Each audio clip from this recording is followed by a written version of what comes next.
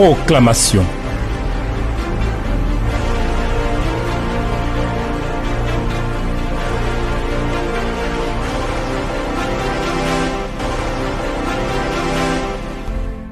Il n'y a point de Dieu qui te soit comparable, Seigneur éternel, et nous nous réjouissons de la marche dans laquelle tu nous engages avec toi, et de façon particulière dans cette marche de rectitude, pour conformer nos pas à ta volonté et pour marcher de façon à te glorifier, mais encore plus pour s'exclure de la malédiction. Merci de nous conduire. Merci Seigneur de bénir entièrement ces instants que tu couvres de ta grâce. Merci pour ton esprit qui nous éclaire, qui nous instruit. Que toute la gloire et la louange te reviennent. Au nom de Jésus. Amen. Chers amis, en parcourant les sentiers des proclamations passées, on a juste évoqué le passage sur lequel nous allons travailler aujourd'hui. Je voudrais ainsi vous inviter avec moi à aller dans Actes chapitre 8. Actes chapitre 8. Nous allons lire le verset 9 jusqu'au verset 23. Actes chapitre 8, verset 9 au verset 23. Voici ce qui est écrit. Il y avait auparavant dans la ville un homme nommé Simon, qui, se donnant pour un personnage important, exerçait la magie et provoquait l'étonnement du peuple de la Samarie. Tous, depuis le plus petit jusqu'au plus grand, ils l'écoutaient attentivement parce qu'il les avait longtemps étonnés par ses actes de magie. Mais quand il eut cru à Philippe, qui leur annonçait la bonne nouvelle du royaume de Dieu et du nom de Jésus-Christ, hommes et femmes se firent baptiser. Simon lui-même crut, et après avoir été baptisé, il ne quittait plus Philippe, et il voyait avec étonnement les miracles et les grands prodiges qui s'opéraient. Les apôtres qui étaient à Jérusalem, ayant appris que la Samarie avait reçu la parole de Dieu, y envoyaient Pierre et Jean. Ceux-ci, arrivés chez les Samaritains, prièrent pour eux afin qu'ils reçussent le Saint-Esprit, car il n'était pas encore descendu sur aucun d'eux. Ils avaient seulement été baptisés au nom du Seigneur Jésus. Alors, Pierre et Jean leur imposèrent les mains, et ils reçurent le Saint-Esprit. Lorsque Simon vit que le Saint-Esprit était donné par l'imposition des mains des apôtres, il leur offrit de l'argent en disant « Accorde-moi aussi ce pouvoir, afin que celui à qui j'imposerai les mains reçoive le Saint-Esprit. » Mais Pierre lui dit « Que ton argent périsse avec toi, puisque tu as cru que le don de Dieu s'acquiert à prix d'argent. Il n'y a pour toi ni part ni lot dans cette affaire, car ton cœur n'est pas droit devant Dieu. Répands-toi donc de ta méchanceté et prie le Seigneur pour que la pensée de ton cœur te soit pardonnée. S'il est possible, car je vois que tu es dans un fiel amer et dans les liens de l'iniquité. Amen.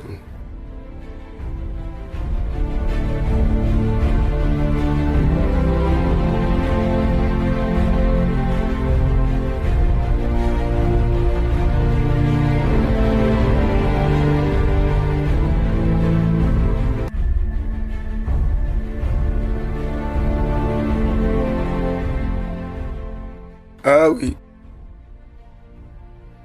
de l'argent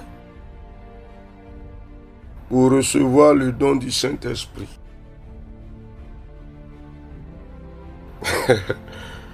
C'est une belle histoire. offrit de l'argent, comme si le don du Saint-Esprit pouvait s'acheter. Comme si le don du Saint-Esprit était monnayable. On l'acquiert de Dieu. On cherche Dieu, on le trouve, et le Seigneur envoie sur nous son esprit. C'est ça? Je veux qu'on le dise ensemble. Alors je cherche l'Éternel, je le trouve, il envoie sur moi les dons de son esprit au nom de Jésus-Christ. Tu en as besoin, il faut le dire. Tu en as besoin, il faut le dire. Sans le Saint-Esprit, tu ne peux pas accomplir l'œuvre du ministère, c'est pas possible. C'est pas possible. Je cherche l'Éternel, il se laisse trouver par moi. Il répand sur moi les dons de son esprit. C'est vrai? Cher ami, tu peux les recevoir. Ah, faut pas être surpris de voir quelqu'un parler en langue, de voir quelqu'un prophétiser, de voir quelqu'un relater une vision, un songe, une révélation, de voir quelqu'un donner une parole de connaissance, une parole de sagesse, une parole de foi. Ah, faut pas être étonné. Il y a diversité de dons, diversité de ministères, mais le même esprit peut le donner à un pour qu'il fasse ceci à un autre. Est-ce que tu te reconnais comme celui qui recherche Dieu, qui reçoit les dons de son esprit? Ah oui, par la grâce du Seigneur. Ah, je reçois une visitation divine. Cher ami, dis quelque chose. C'est peut-être l'occasion aussi de rafraîchir les dons de l'Esprit de Dieu en nous. Ah oui, je reçois une visitation divine. Béni sois-tu, Seigneur. Béni sois-tu. La deuxième chose, c'est que Simon nous pose un problème. Parce qu'il a un esprit de convoitise. Voilà. Quand tu vois qu'on a imposé les mains aux gens, peut-être que dispose-toi. On t'imposera aussi les mains et puis tu recevras le don de l'esprit. Mais dans ton esprit, tu as quelque chose d'où tu as une autre vision. Cher ami, on ne convoite pas un don. Non. Parce que le don n'est pas à celui qui le reçoit. Le don appartient à celui qui le donne. Donc je veux qu'on soit tranquille. Seigneur, non, je ne convoite aucun don qui se manifeste dans la vie d'un frère, dans la vie d'une sœur. Non, non, non, non, non, non. Non, je dis non. Je ne convoite pas de don. Je ne convoite pas. Seigneur, je te cherche. Je te trouve. Et tu apportes, tu déposes sur moi le don de ton esprit pour accomplir ton œuvre. Ah, parce que ces dons-là, c'est pour l'utilité publique, hein, c'est pour tous, pour servir, n'est-ce pas? Un don de guérison pour faire du bien aux gens, c'est ça? Pour faire du bien, n'est-ce pas? C'est pas un don pour devenir une star, c'est un don pour faire du bien. En fait, quand on regarde l'attitude de ce monsieur ici, Simon, on se rend compte qu'il était une star avant. Mais son autorité de star a été brisée. Puisque la source qui le ravitaillait a tari. Parce que le Saint-Esprit est venu là. Mais on dirait qu'il n'a pas oublié le prestige qu'il avait. Il avait du prestige. Et s'il lui est possible de racheter des dons pour avoir le même prestige, il court. Mais cher ami, s'il te plaît, le don de Dieu, c'est pas pour te rendre prestigieux. C'est pour te rendre utile au peuple de Dieu. C'est ça? C'est ça? Dis au Seigneur, je reçois les dons de ton esprit pour être utile à ton œuvre, pour faire du bien, pour être un instrument de grâce. Seigneur, je reçois les dons de ton esprit, non pour devenir une star, non pour marcher en vedette, mais pour être un instrument utile entre tes mains, pour faire du bien à des hommes, pour faire du bien à des femmes, pour faire du bien à ton église, pour faire du bien au monde.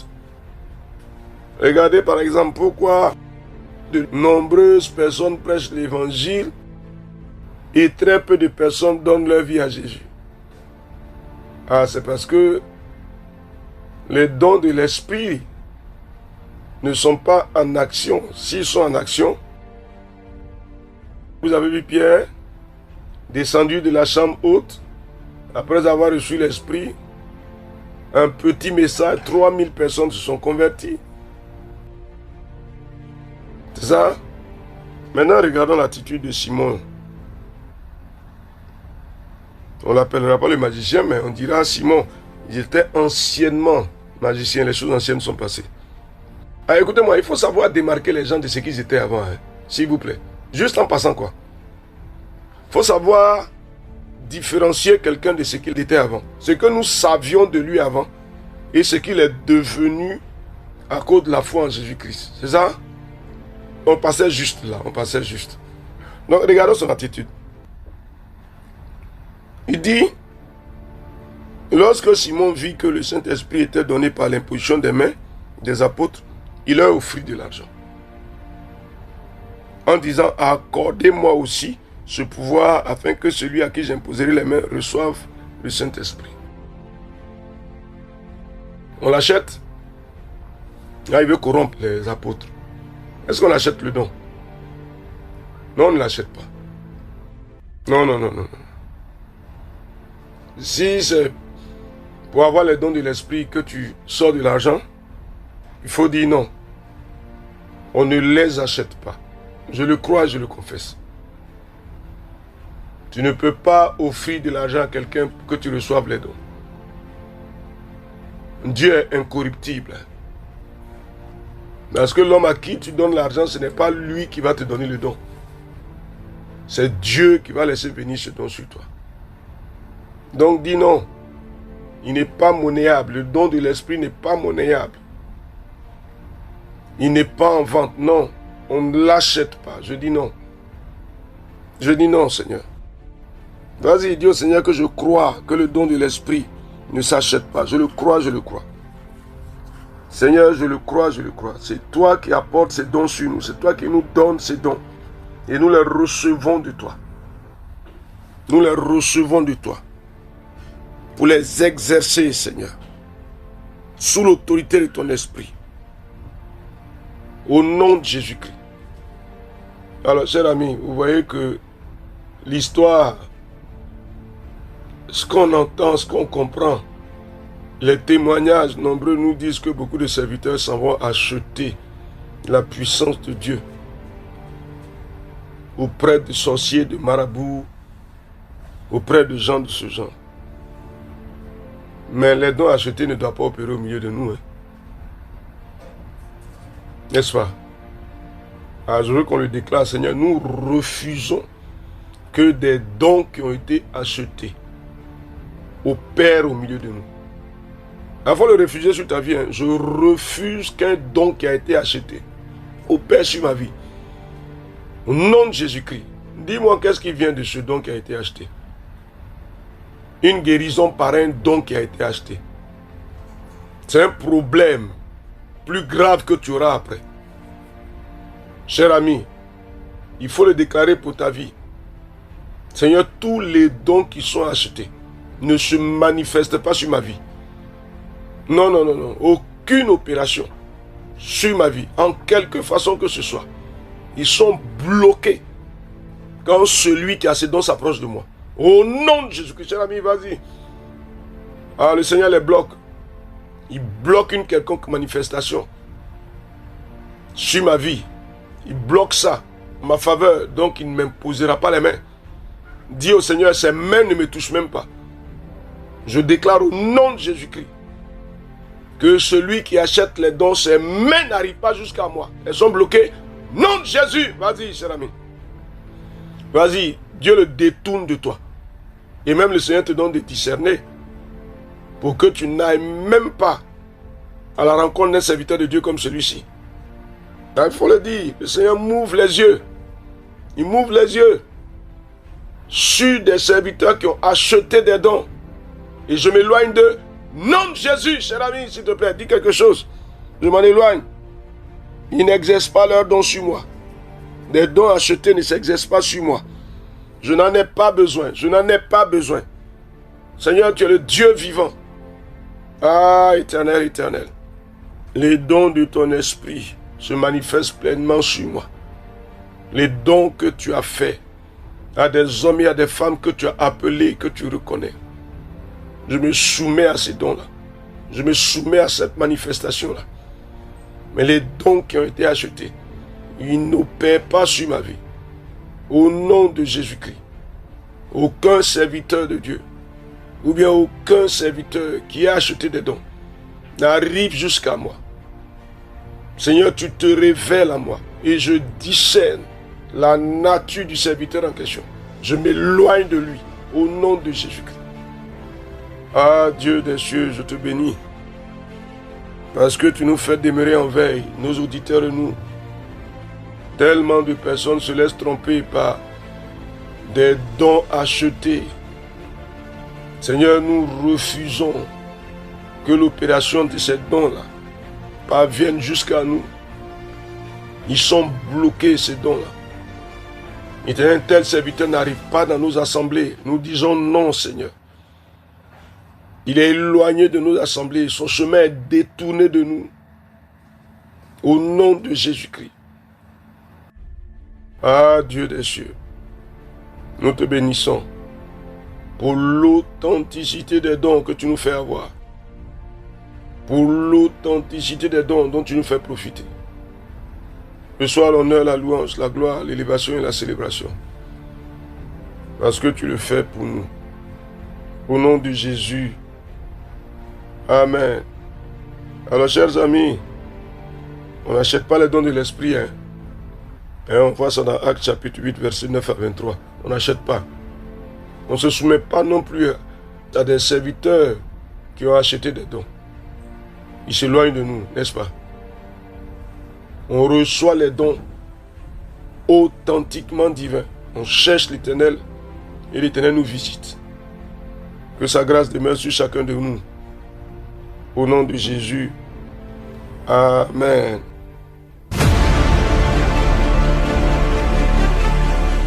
Proclamation. Dieu bénisse votre journée.